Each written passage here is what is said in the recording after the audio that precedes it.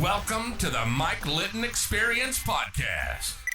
Mike has over 31 years experience in real estate, finance, and investing. He's passionate about being a father, a teacher, a realtor, an investor, and a leader. Everyone has a story, and our passion is to help them tell it. And now, introducing the host of the Mike Litton Experience, Mike Litton. So what can you expect from the Mike Litton Experience? You can expect stories that will inspire, motivate, advice that will sharpen your focus, and expert information on real estate, finance, and market conditions. Quentin West, thank you so much for being our guest on the Mike Litton Experience. I'm super excited for our time together. And like we talked about before we hit record, everybody has a story, and our passion is to help them tell it. So with your permission, we're going to start with where you were born, go up to today, and then we want to talk about shortcut to Superhost. We want to talk about Airbnb arbitrage. We want to talk about all the cool things that you're doing to give back and to help people. Absolutely. Well, Mike, thanks for having me. And this is a unique one. It's pretty rare I get to jump on and talk about the roots. So to kind of take things back to the very beginning, I was born in Winston-Salem, North Carolina. Yeah. I've got two siblings, brother and a sister. I was the oldest kid growing up, so all the responsibility and all the blame kind of fell on me. Yeah. And so that taught me to kind of be a leader. And growing up, I was always, my dad was a business owner as well. He has a construction company. So he taught me how to be an entrepreneur and, how to charge for services and, the value of a dollar. We were raised on a farm. So we spent our summers baling hay and, just appreciating a hard day's work. And as I got into, 12, 13, 14, 15, I was trying to sell anything and everything. I would create a business out of whatever I could find. When I was 13, I remember going door to door, trying to sell these moon pies we had in the pantry that nobody had eaten for months. So anything I could think of. And then I had a couple businesses ranging from, eBay reselling to shopping at Goodwill and selling mugs that, were antique, but nobody knew what they were, and made a little bit of money there, but ultimately failed, pretty crazily on each one. Lost a lot of money, never really made anything. So my dreams of not going to college kind of failed there. My parents wanted me to go to school, so I worked really hard junior and sophomore, senior year. Got really good grades and got into my dream school. I went to Virginia Tech for aerospace engineering. And about a year and a half into that, I realized it was the last thing on the planet I wanted to do with my time. Yeah. Not only was I working late hours, studying things that I had no idea how to replicate on a test, from coding to math that I didn't even know what they were talking about, but went through a lot of depression during that time. And, just doing something I didn't enjoy, going to a class where, as an entrepreneur, I'm sure you understand this, and many of your listeners, as an entrepreneur, you're kind of born with this feeling that you are meant for more. Yeah.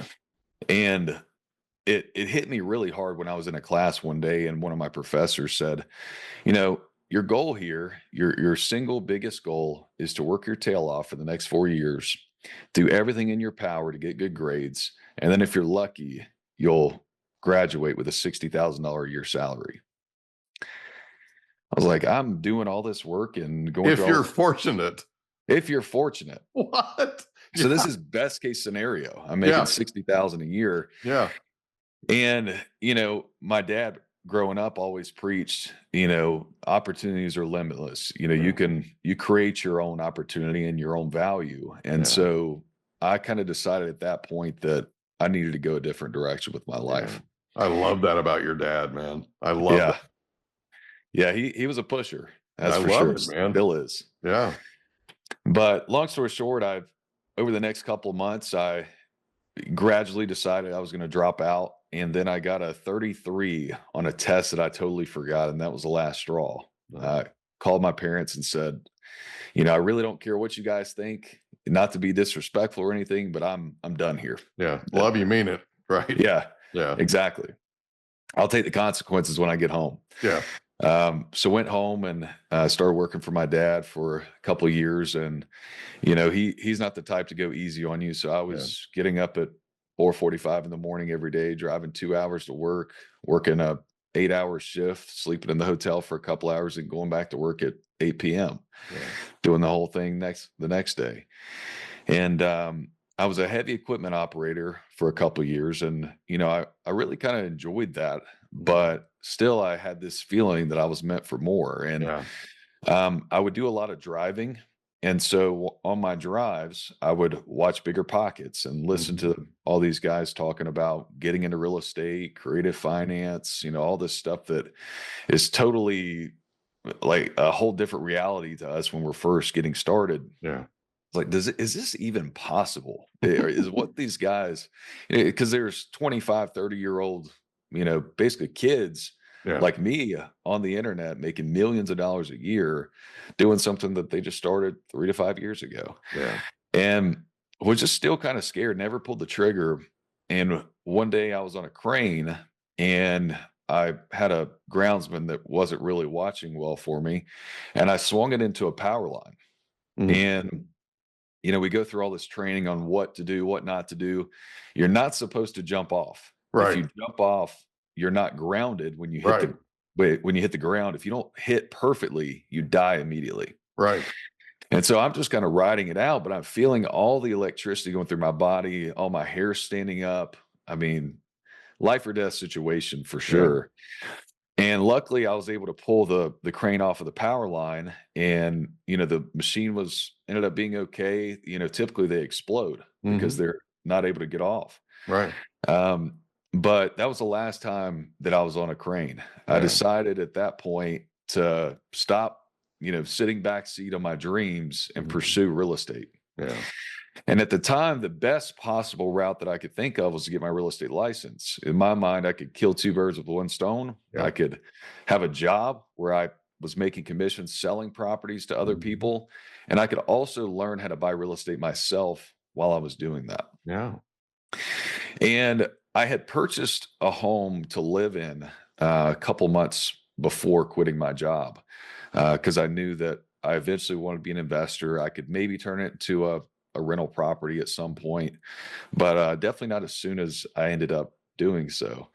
About 3 months into having my license, I had no money left. And, I kind of had to swallow my pride at that point, move back in with mom and dad, put that house on an Airbnb just to try to float me by. I really never intended on making a profit.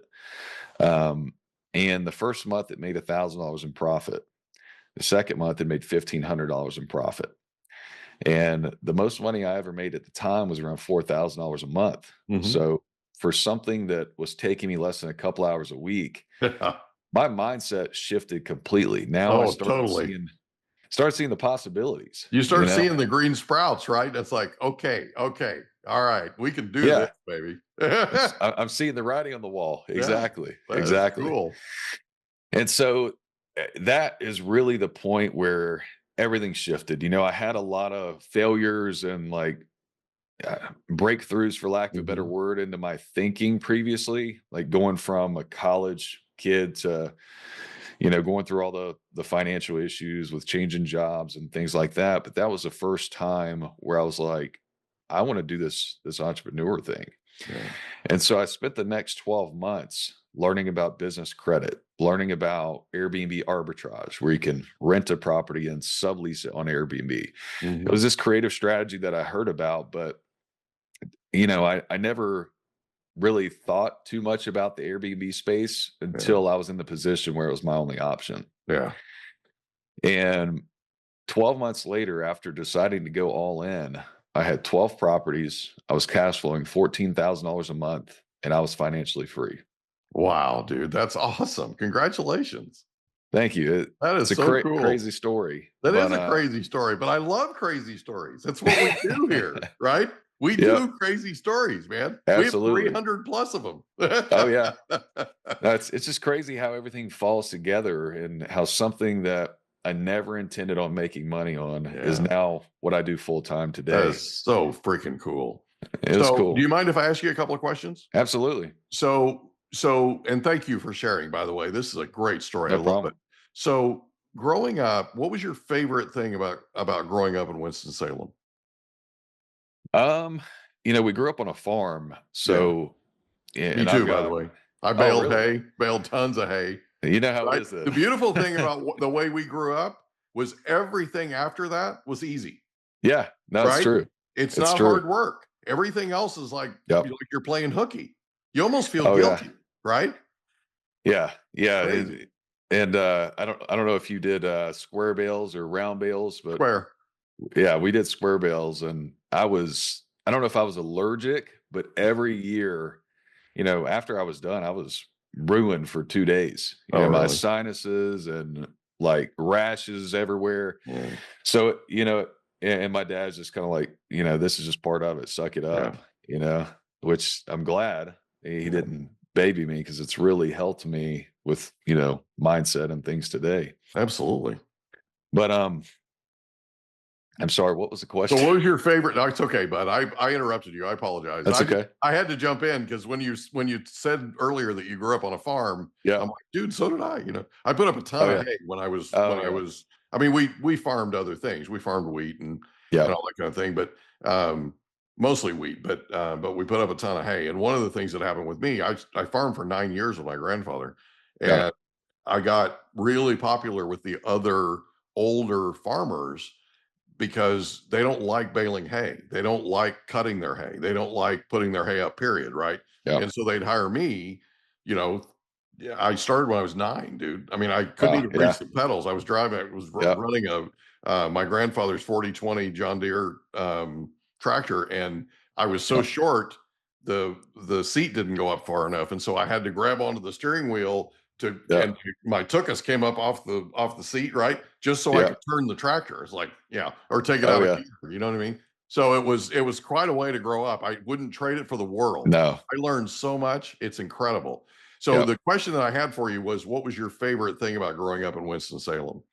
Yeah, I would say it was growing up on the farm. I had a brother. I had really 3 cousins that I grew up with. I've got a couple others that are younger that didn't really, they weren't old enough at the time to really fit in with the crowd. But my dad and my uncle are twins. So everything's a competition. My dad's kids versus their dad's kids, who can do things the fastest and who can do things the most efficient, and how can we create systems and things like that. And that's where I really learned about problem solving. No kidding. On a farm, you have so many problems on a day-to-day basis. Figure it out.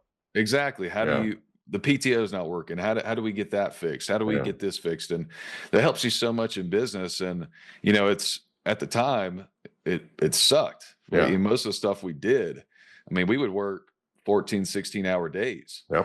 And at the time it sucked, but now you appreciate it so much. And, those are some of the best days. Yeah, they really were. So growing up, and I think I already know the answer to this, but growing up, who was the most influential person to you? Definitely my dad. Yeah. With that boot in the where, right? Just right. Yeah. I love your dad, by the way. I'm so in awe of your dad, of you, the how fortunate you were to have a dad like you had. Because it's just, I mean, it's absolutely invaluable. So when you were in high school, when you attended high school, did you have a favorite subject? At the time it was math, but after high school it was no longer math. Once I got you get into the calculus and all that other stuff, you're like, what? So in high school, did you have a favorite teacher? My favorite teacher was Mr. Sapp. He was my history teacher, and he also taught my Bible history class. There you go. And he had a really great way of educating. He would make everything fun, include anyone. I mean, just a guy that you could sit down and talk to for hours. He's an older guy. I think he just retired actually, but just always had a great story to go with every lesson, kept things engaging. He also let me basically take tests anytime that I decided to come back to school when I was skipping. So that's definitely a part of it. But he wasn't fixated on the school system as it is today. He kind of had his own way of grading and looking at how people were progressing through class, and would give you opportunities that most other teachers wouldn't if he recognized that you were trying. I love this guy. Yeah, he's great. I think that's why, he really resonated with me, because it wasn't just like, hey, sit down, listen, pay attention. It was, what is your style of learning, and how can I tailor it so that everyone in the class learns and progresses? Wow. That's so cool. That is so cool. So you go to Virginia Tech. By the way, shout out to the Hokies. How many did you go to any football games? I went to a few. So Enter the Sandman? Come on, baby. Yeah. That's got to be the coolest way for a team to run through the tunnel I've ever seen in my life. I mean, I got to go to a Virginia Tech game one of these days. But just for the experience, the energy is just got to be insane. The whole stadium, whole stadium, you can feel it shaking while you're walking up to the events. It is so crazy. Cool. So what's the single most important thing you learn? I know you dropped out, and I get all that, but what's the single most important thing you learned attending Virginia Tech? I would say the single biggest thing is that, you need mentors, you need people to help guide you. Yeah. But at the end of the day, you know what's best for yourself. Mm-hmm. It's true. It's absolutely true. That's one of the best things anybody's ever said on this podcast, man. That's very insightful. Okay, so you drop out of Virginia Tech, which I totally get it. You go to work for your dad. You work for your dad for a couple of years. You have this sort of life-threatening, or not even sort of, this life-threatening thing that happens, right? That sort of snaps you out of it, right? It sort of brings you to clarity, and you're like, okay, we got to do something different, right? And you end up renting your property out. You end up moving in with your parents, all that kind of stuff, right? And it's kind of like it seems like you keep hitting hitting the ceiling, right? Absolutely. And so you have some success, which is unbelievable. It's so cool on the Airbnb side. And at some point you decide to start giving back. You decide to start teaching. And I'll bet some of it was because you were inspired by Mr. Sapp, right? Yeah. So shortcut to Superhost. Talk about that. What made you decide to create it? And the reason I'm asking is there are people that are listening to this podcast that are thinking about starting a business. They're thinking about writing a book. They're thinking about giving back somehow. Okay. Yeah. And I want people to understand the thought process and sort of what went into deciding to do that. Can you talk about that for a second? Yeah, so I would say it slowly progressed. It was never something where I was just like, I'm going to go make millions of dollars coaching other people. Yeah. It was never that until 2023. Yeah. But it started out, I would say in 2022. I had a decent portfolio at the time. I think I was around 80,000 a month, maybe. Mm-hmm. On Airbnb. And I really wasn't doing much of anything. I had an assistant that was running my business. I mean, I was kind of got to the point again where I was very unmotivated. I was getting out of bed at 1 o'clock in the afternoon because I didn't really have a purpose anymore. I was now at the point where I was making so much money, and, I wasn't reinvesting it because I was kind of complacent. Mm-hmm. And I didn't know what to do with my time. And people started seeing that because I would post on Snapchat or Instagram and, like talk to my friends. And the word got around that, Quentin's like retired, I guess. And how old were you at that time? In 2022, I was 24. Okay. So basically you're 24 and you're retired. Yeah. Right? Pretty much.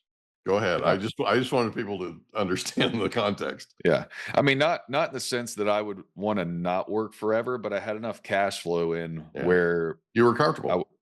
I was comfortable. I had plenty of money in the bank. I had 30, 40,000 in the bank at any given time. I was playing on the weekends, going out with friends, traveling, anything I wanted to do, I could do.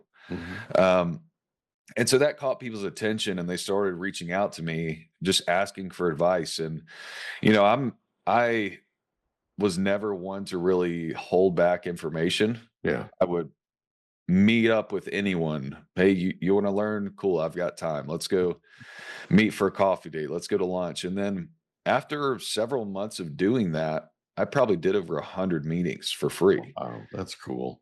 And somebody said one day that because I was kind of getting frustrated because sometimes I would show up and they wouldn't even show up. Yeah. Like, I'm the one giving the value. These guys are just taking it, and they're just not, they just decided to, screw this guy. I'm not even going to show for what I asked for. And somebody said, well, why don't you start charging people and just doing it virtually? It's like, okay, what do I even charge? Like, well, start at, $1,000 or something, and, see how people react. And so that's what I started doing. People would ask me for lunch, and, the tire kickers, when I told them the price, they would just ignore, ghost me. But the ones that were serious were like, okay, let's do it. $1,000. I would teach them one-on-one for 60 days, and then they could learn how to get their own properties, and had a few people see some success with that. And then it really started taking on a little bit of more traction. I would have maybe 5 clients a month come and sign on, just from talking to people, friends that I knew, people online. And then I got into some financial trouble in, I would say, right around that same time, actually. I invested in 7 units in Arizona and 4 in Texas, all at the same time. I'd saved up all this money, and I was like, might as well roll the dice. Like, everybody's saying these markets are great. I am bored. I'm tired of sitting around. I need some action. Right. And I took all my savings plus some money that I borrowed, and I opened up those units all at once. And within 5 months of opening them, I had negative $2,500 in my bank account. I owed $67,000 in rent and $150,000 on my American Express. Wow. Yeah. Talk about a wake-up call. Wake-up call. Yeah. So how we're talking about hitting that ceiling, there's another ceiling. Right. And for an entire year after that, I woke up with a negative bank account balance. Wow. Every day, the amount of money that I had coming in was not as much as I owed. And I think at the peak, I had 47 properties, and each one of those comes with a landlord, a power bill, water, internet, sometimes gas. So I had around 50 calls a day from creditors, collections companies, calling me, wondering where the money was. Yeah. Wow. And what happened? What happened that turned the corner like that? So I didn't realize it at the time, but I was competing in a very uncompetitive market. So it was very easy. There were only 250 units in my market at the time. Okay. So basically every unit I set up crushed it from day one. I didn't need to understand how to compete. I didn't need to understand how to market, how to price. There was so much demand. If it was available, it was getting booked. Okay. And I didn't realize that. And so even though the markets I invested in, they were good investments, I didn't know how to market them and price them properly to make them profitable. And so that's why we teach what we teach now, Airbnb optimization. It's because this is the one thing that almost bankrupted me. Yeah. I mean, I was at I went from, I think at my peak, I was making 137,000 a month. On average, between 130 and 140 a month. And within 5 months, I was borrowing quarters from my daughter's piggy bank. Wow. What a turnaround, man. The bottom fell out or something, right? The bottom fell out. Yeah. Wow. Just a uneducated, unexperienced decision, But if I knew about optimization and what we teach and help so many people with now, that would have never happened because Yeah. I would have crushed the rest of the market. What's the key to optimization? The key to optimization is understanding what guests. Let me rephrase this. Okay. Understanding how guests make decisions on the platform Okay. from a marketing standpoint. Okay. What makes them convert to a booking? What are they Okay. interested in a specific market? What amenities are most popular? And what price they're willing to pay at any given time. Okay. If you have a property that is marketed well enough where people see it and they Mhm. want it, and it's shown to them at the right time and priced at a price they're willing to pay, then you'll dominate any market. But most How do people you can't find crack that out? code. Which part? How do you find out what they're willing to pay, what the amenities they're looking for, that kind of thing? How do you figure that out? Do you survey them? No, so we identify what the top performers are doing in the market, and then Gotcha. we model what they're doing. And So it's you different in watch, every you market. watch what's going on. We watch what's going on. You can't blindly just follow your neighbors. That's Yeah. where a lot of people get in trouble. Yeah. They go on Airbnb and they're like, well, Sally down the street's at $150 a night, but they don't realize that Sally's at 25% occupancy and not making her bills either. Right. And so we really teach based off data, how to track the data and make decisions based on what it's telling you.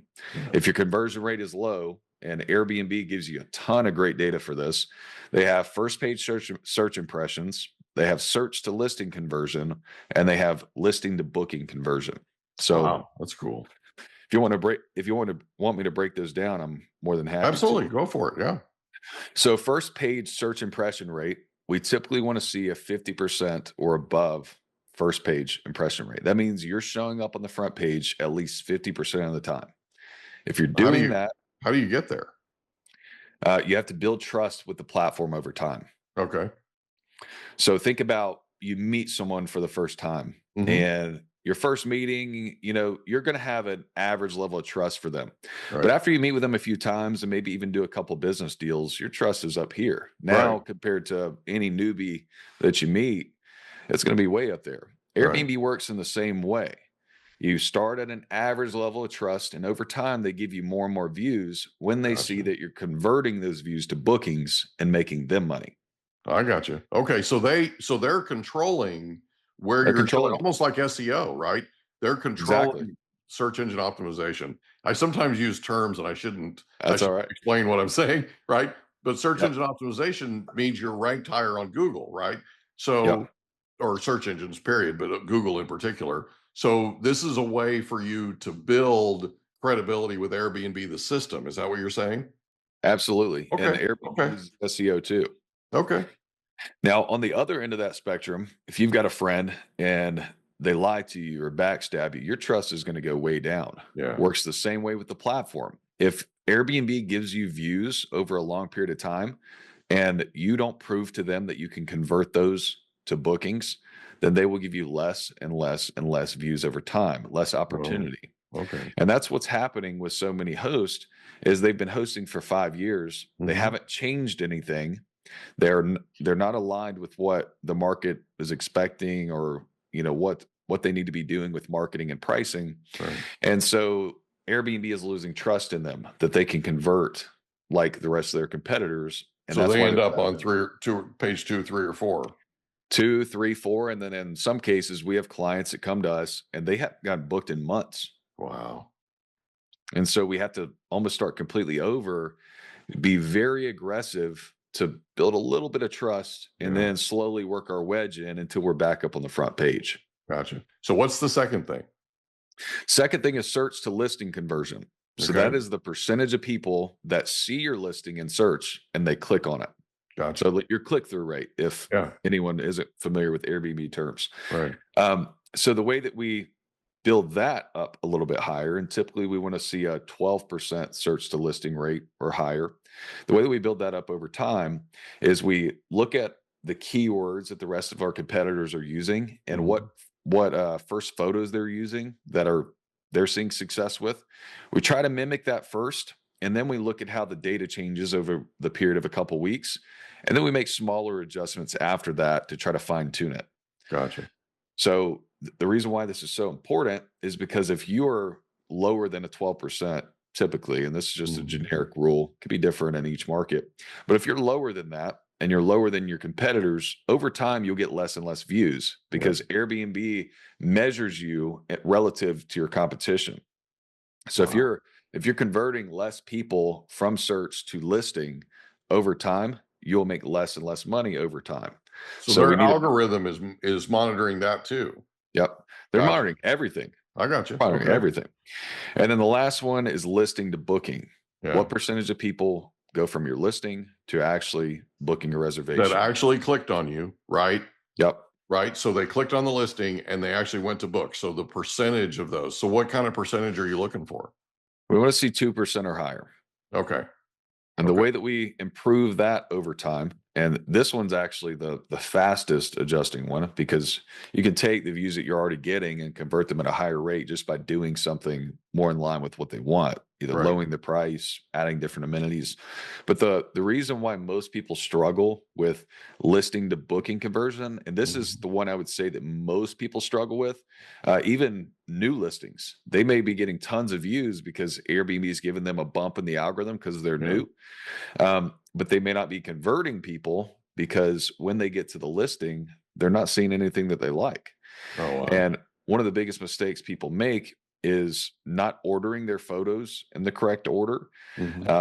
Give you a quick example. We had a client that had a listing with 7 pools, a tiki bar, shuffleboard, like all these amenities at her place. And you look at her listing, and, I'm on there analyzing it with her. I'm like, well, aren't your competitors have all these pools and sauna and all this other stuff? Do you not have that? She's like, oh, no, I do. Okay. Where's the photos? Where is it? Right. Where's the photos? Right. Like looking at this, I would never know. She's like, well, I didn't think it was that important. Oh, no. Okay, well, all of these things are reasons why someone would make a decision to book your property. Yeah. So just missing out on one of them Right. is thousands of dollars you're missing out on every year, and definitely thousands of views, which is opportunities you're missing out on. Yeah. So the key is to have all your amenities on there. We want to use search engine optimization. We want to have keywords in there, because then Airbnb can use everyone's search history to match the guests to your listing. Yeah. So if they have kids and you have a pack and play or a crib in your home, if you don't advertise that and it's not within your keywords, Airbnb doesn't know to match it with a family with kids. Right. Right. Absolutely. So typically, I would say historically, our average view improvement is 40%. Wow. Just with search engine optimization, with helping people get on the front page. So how important are professional photos? I would say they're extremely important, but what's more important is the arrangement of your photos. Okay. I have seen people with incredible photos, but if you're not showing people what they want to see at the right time, then you're going to lose out on a ton of conversions. Okay. So Airbnb has this really dumb way that they arrange photos. It's called a photo reel. Okay. And they almost make you use it, but you can do some things to get out of it. But the reason why it doesn't work very well is because it organizes photos by room. So if you have 5 to even 10 photos per room or area, people have to scroll through that many photos to finally get to what they actually want to see. Ooh. So if your amenities, your pool, if you have a game room, if those things view. A view. Right. If all those things are halfway down or even at the bottom of your photo reel, You've they're lost not them. getting to those. You've lost them. Exactly. Yeah, because you only have, how many average photos do people look at and then they move on to the next listing? I would say after 8 or 10 photos, you're losing a lot of people. They're So out if you of don't here. catch their attention in that time period, and the highlight reel that we call it is the first 5. Yeah. Those are shown right when you click on the listing. So those are the most important ones. I always tell people your photos are either attracting people, they're retaining them, or they're selling them. Yeah. So if you have any photos on your listing that are not doing one of those three things, like a hallway or a coat closet or something, Yeah. throw it out. Right. You're losing conversions by having those in the way and making people go through more work to get to actually what they want to see. We had this conversation with an author that wrote a book called Nobody's Coming to Save You. His name's Yep. Scott Mann. And Scott talks about this thing called the churn. And what he talks about in particular, because of the churn, and it's the social media algorithms affecting us and stuff, Yep. but it's, years ago, the average attention span of a US citizen was like 24 minutes. Now Yep. it's like 8 seconds. Yeah. Right? It's like the Amazon effect, right? So you've got to grab them, and you only have a few seconds to grab them. Yeah, That's exactly. got to be something that you're teaching them, that you've Absolutely. got to sequence these. So can you sequence the photos yourself, or does Airbnb do it? You can. You have to remove photos from the categories that they place them in, and then it will place it back into a traditional, like, straight photo reel. Okay.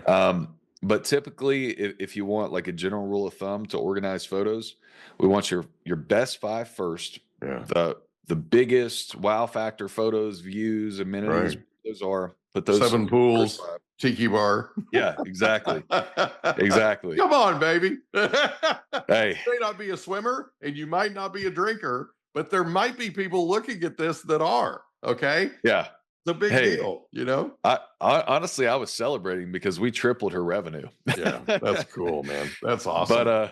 But yeah, the first 5 need to be the best, and then you want to do the best angle of each room without repeating. Yeah. And then after you've shown the entire property in its entirety, then you want to throw in the rest. Yeah. So if you have any duplicates, if you have anything that isn't like crucial for people to make a booking decision, put that last. That way, only the people that want to flick through all your photos will see those. I got you. So can I ask you a question? Sure. How did it make you feel when you drove up her revenue like that? Oh, incredible. Incredible. That's why I do what I do. Yeah. It had to have felt good. It had to. Oh, yeah. Yeah. I mean, I'm still driving a 2014 Chevrolet 1500 that I inherited from my grandpa. Oh, really? And I could drive. I mean, my wife's got the GMC Ultimate, but it's not about the money for me. I mean, I enjoy building business. I've done it since I was a kid, and I love making an impact. Yeah. That's so cool, man. Is there anything else you'd like to cover before we wrap up? I would say if anyone's looking to start in this business, the most important thing I can say is, yes, we coach. You may not like me, you may think I'm ugly, but if you're just starting and you have no knowledge about this industry, find someone to mentor you. Yeah. I wish totally someone would have told me that when I first started, because I would have saved hundreds of thousands of dollars, and maybe even millions. I would have been way further along by now. Yeah. Definitely not the lessons that I had along the way, but financially, I probably would have been better by now if I would have hired mentors sooner. Yeah. That's cool, man. So if somebody wants to hire or look into Shortcut to Superhost, where can they find you? Yeah. So if you go to Instagram at Q Deals Homes, my name is William West on Instagram. It's a long story. My parents named me William, but decided to call me Quentin. Yeah. And why did they call you Quentin? So I'm William Howard West the Fifth. So Quentin is Latin for 5. Oh, I got you. Okay. All right. Yeah. It's a long story, but everybody always asks me, I see you on Instagram as William. It's because Instagram won't let you use a name that's so different if you want to get verified. Right. But DM me the word blueprint. Okay. And I'll be more than happy to get you guys set up with some free resources to learn more about the industry, how I got started, some of my scripts for arbitrage. And then if you want to talk about coaching after that, I'll be more than happy to discuss that. Beautiful, buddy. Well, thank you so much for being our guest on the Mike Litton Experience. This has been unbelievably illuminating, man. It's been awesome. I've thoroughly enjoyed our time together. Thanks a lot, Mike. I've enjoyed this too. Thank you, buddy. We hope you enjoyed another episode of the Mike Litton Experience. If you did, do us a favor, smash that subscribe button, tell your friends, family, and coworkers about our program, and wherever you get your podcasts, please leave us a rating. It helps us to connect with quality people just like you. And that's a wrap. Another episode of the Mike Litton Experience in the books. Reach out to Mike on Instagram at Litton Realty. Want to meet with Mike? Check out calendly.com/Rio760.